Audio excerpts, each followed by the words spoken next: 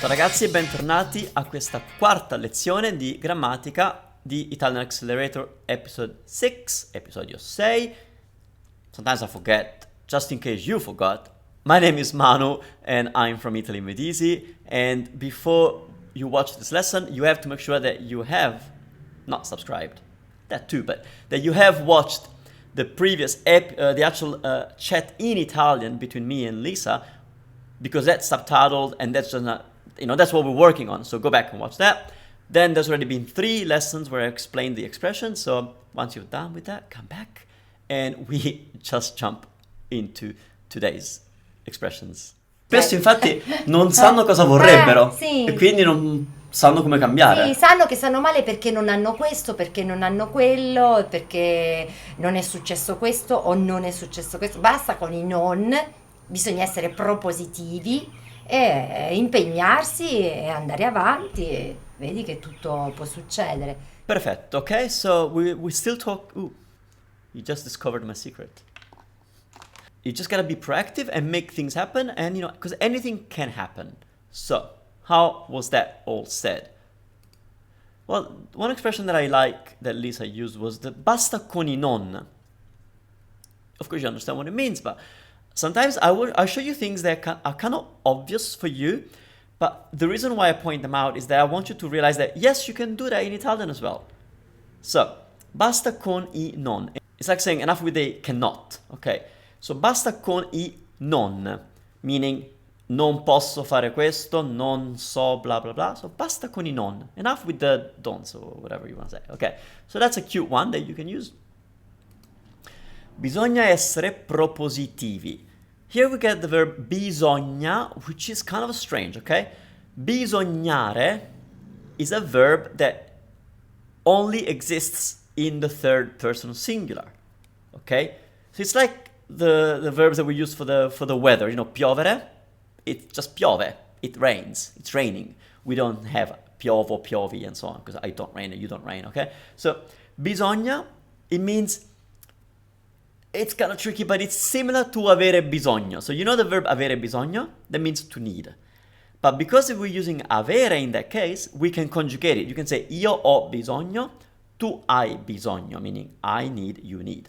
Or I have the need, you have the need, right? Bisogno is similar, it's related, but it's impersonal. And it also only works with the it. And bisogna essere. It's like saying one must do something. One needs to do something. It's a way of making it impersonal, okay? Because, yeah, I could say uno ha bisogno di, one has the need of, but it's just not, doesn't flow as nice. Bisogna is the one we use. Bisogna essere. One needs to be. Propositivo, that's a tricky word. The best way to translate it would be proactive. Essere propositivo means being a person who takes initiative and who has the guts to do stuff and just take action. So I guess proactive is the closest we have in English, isn't it? And now we get to a verb that is pretty important, and it's the verb succedere. And the expression, Lisa uses it a couple of times, but tutto può succedere. È successo a me, okay? Succedere. Here's the next one, I think. No. Sorry. Comunque, succedere, it means to happen. Okay? Succedere, to happen. So basically, succedere, to happen. How does it work? First of all, do not use it for the English, oh, it happens to be 5 o'clock. That's just a strange usage of the verb to happen in English. I'm talking about happen, meaning when something takes place, okay? So you don't use it to mean the other, oh, you happen to be somebody's friend, It doesn't work, okay? So it's about when stuff happens, okay? So, first of all, succedere. Because it's an intransitive verb, it will always use essere as the auxiliary verb in the past. And that's why, actually, we don't have it here, but I can give you a couple of examples. Let's say, I could say, mi è successa una cosa fighissima. Mi è successa una cosa fighissima. Something super cool, really cool happened to me. Mi è successa. That's because it's una cosa, which is feminine. So if he was masculine, I could say mi è successo, or doesn't have to be me. È successo un incidente. So the first case, mi è successa una cosa fighissima. That means something really cool happened to me. And è successo un incidente would be an accident took place. Okay? Or happened. So it's that kind of happening, all right? And it's not the easiest verb to use, but it's cool. Tutto può succedere, anything can happen. Now literally is everything can happen, as you can see in Italian, okay? Tutto può succedere, everything can happen, or anything can happen. Può succedere, come è successo anche a me, a 40 anni sono partita per le navi da crociera, fare un lavoro che non avevo mai neanche immaginato di fare, non è che fosse stato mai nelle mie preferenze. You know, anything can happen, like it happened to me. You know, at 40, I left for cruise ships and, you know, I started doing a job that I never thought I would do. It wasn't in my plans. So, okay, here we go. A 40 anni son partita. Now, the subtitle says sono partita. I hear so partita. The compromise would be son partita. Now, what are these things? Sono partita is the grammatically correct, obviously. Sono partita. But often when we speak, we tend to shorten things when it's possible. And this is definitely possible to say son partita. We do it a lot with the auxiliary essere. Son partita. Son partito. I left. Okay. So, another way that you could hear it is in, it's kind of, okay, it's a dialect form, but many dialects influence the way we speak the language, and people are used to hearing it. So while it's grammatically incorrect, you might hear a 40 anni so partita. Now this is specific of Rome, but many other dialects. I don't know what she said, if she said son partita, if she said so partita. Either way, you know what it means, right? It means I left. Un lavoro che non avevo mai immaginato di fare. Ok. This is good. Un lavoro che non avevo mai immaginato di fare. A job that I had never imagined of doing. Okay? Why am I pointing this out? Because we're using the pluperfect again. O il trapassato prossimo italiano. Meaning, a job that I had never imagined. Not a job that I have never imagined. It's the same as English. But in English, we seem to have simplified and not used the pluperfect as much as we should or could. So we simplify by using just a simple, past tense, like a simple, a job that I never thought I would do. Okay. But now she's saying that back when she was 40, she started a job that before that she had never thought. So it's a past in the past. So correctly speaking, we should be using the pluperfect in English and in Italian, and we do in Italian. Un lavoro che non avevo mai immaginato di fare.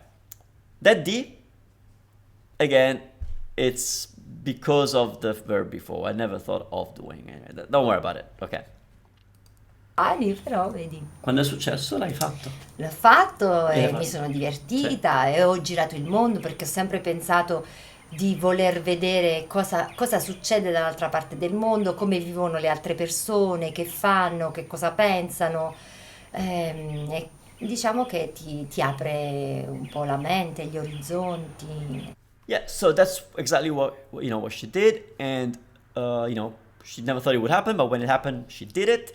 She enjoyed it, and and then she goes on saying that she's always been fascinated, by the idea of traveling and getting to know how people do things, and just traveling opens your mind. That's basically what she's saying. So, ho sempre pensato di voler vedere il mondo. I always thought of wanting to see. Here's something that can sometimes throw you off because you think, can I really say that? Yes, you can.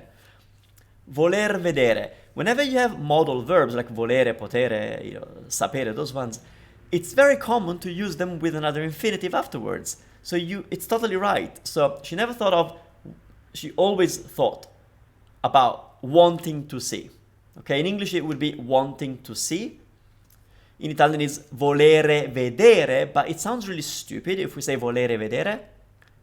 So we say voler vedere. Doesn't it sound better? That's why before, in the previous episode, we said far fare instead of fare fare. Because if you say fare fare, it sounds like you're a little bit drunk, right? Fare fare, like to do. So we say far fare. It sounds much better. So voler vedere, wanting to see. Poter sapere, being able to know. Dover studiare, having to study. So get used to this. Now, of course, the modal verb could be conjugated, like voglio vedere, so cucinare, or devo studiare. Of course, it can be conjugated, but depending on the structure, it is, here she's saying, I always thought of wanting. So, she has to use this structure. Okay, that's it. Importante viaggiare. Mm-hmm. Sì. E mentre parlavi, prima hai detto, ho avuto la conferma. E io dico, ho avuto la conferma. Quindi ho pensato che potremmo parlare di accenti. Non ne abbiamo forti, né io né te. Sì. Però di sicuro ci sono delle differenze, no? Sì. Okay, now it's gonna get interesting, and actually we won't have the time to discuss the whole thing in this episode. We'll move on to the next episode. But I said, look, when you were speaking before, you said avere la conferma, and I would say avere la conferma. So I'm not pointing out a mistake. I'm pointing out the pronunciation. She says conferma, and I say conferma. Can you hear the difference? Conferma, conferma. It's the e. She has an open e, confer, as in egg, confag, conferma. I can't even say it. And I say conferma with a closed e. They're both right, okay? It just depends on where you're from. So we're gonna start talking about accents. And I say, mentre parlavi prima, hai detto, this is very simple, just pointing out the imperfetto. While you were speaking earlier, you said, okay, that's the usual usage of the imperfetto in conjunction with the passato prossimo. Because of mentre, which means while, well, in English, while would want a continuous action. While you were speaking, while you were cooking, while you were sleeping. And that's the imperfetto in Italian, right? So the continuous action in the past is the imperfetto. So you have to use the imperfetto. Don't forget that. But that's it. And then I said, look, we don't have strong accents, neither of us, né io né te. Ne means neither nor. It's that kind of idea, okay? So né io né te. You could use, we've spoken about ne in a different episode of Italian Accelerator. I don't want to do a big thing about it, but here I just want to point out that if you want to say neither me, sometimes I get it wrong, neither me nor you, okay, it depends on the sentence, but, well, that second person that you are trying to point out, it sounds a little strange to me to hear ne io ne tu. It's possible, but I think the most common way is for you to use the pronome tonico. These are the pronouns that are used after prepositions. So, io, me, te, and then lei, lui, noi, voi, loro. So these pronouns are the same as the subject pronouns, except for the I and the you, which become me and te. So try to use those more than anything else, okay? That's it for now. I thank you so much for watching. Keep coming back for Italian Accelerator. Keep supporting the series if you find it useful and you can. And of course, do subscribe so you don't miss out anything that comes from Italy Made Easy, which is this, the website. And if you need to find the other episodes of the particular series, you can find them over there. And obviously on my website, where you can also find summaries of what's going on. My personal assistant is actually going over all the past episodes, improving the whole experience for you. Right now, only episode 6 has what I'm talking about, which is the summary. And also, each lesson has its own page. The first 5 at this stage are all clumped together in one page, not as easy to use. So soon you will find that all Italian Accelerator episodes have their own lesson dedicated on the website. so you will find it more useful. That's what supporting the series also does for you. Grazie mille ragazzi, buona serata, buona giornata, un bacione, alla settimana prossima, ciao!